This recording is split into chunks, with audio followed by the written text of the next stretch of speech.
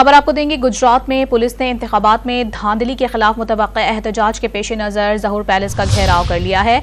Police की भारी नफरी ने ज़हूर पैलेस की तरफ जाने वाले तमाम रास्ते बंद कर दिए हैं। तो अपने नाज़रीन को बताते चलें कि गुजरात में पुलिस ने इंतखाबात में धांधली के खिलाफ मुतवक्किआ एहतजाज के पेश नज़र ये इकदाम किया है और ज़हूर पैलेस का घेराव कर लिया है। मज़ीद तफसीलात हासिल करेंगे। डॉन न्यूज़ के नुमाइंदे आसिम रजा हमारे साथ मौजूद हैं। आसिम, मज़ीद आपके पास क्या तफसीलात हैं इस हवाले से, बताइए।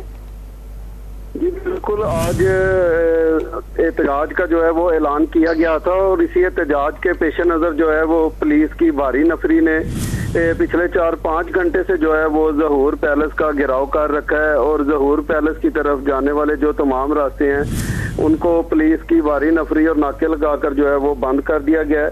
ज़हूर पैलेस के अंदर से सुमेरा लाई जो कि चौधरी शुजात हुसैन की बहन है, जो वो भी इलेक्शन लड़ रही थी, और बीबी कैसरा लाई जो चौधरी परवेज लाई की अहलियाँ हैं, जिनको चौधरी सालक हुसैन वाले हल्के से जो है वो शिकस्त हुई है, लेकिन उनका कहना है कि जो है ये धांधली के जरिए जो है ये मेरे जो है मुखालिफ उम्मीदवार को सालक को जो है वो जितवाया गया है। और इसी के पेश नज़र जो है पिछले 2-3 दिन से जो है एहतजाज का सिलसिला जारी था और आज भी जो है वो एहतजाज उन्होंने करना था, लेकिन जो मरकजी गेट है ज़हूर पैलेस का उसको बंद कर दिया गया है और बीबी सुमेरा लाई और कैसरा लाई जो है इनको जो है वो ज़हूर पैलेस के अंदर जो है बंद कर दिया गया है। अंदर से जो है सुमेरा लाई ने जो है वो एक वीडियो पैगाम जो है वो नशर किया है। जी जी, बहुत शुक्रिया आसिम तफसीलात से आगाह करने के लिए।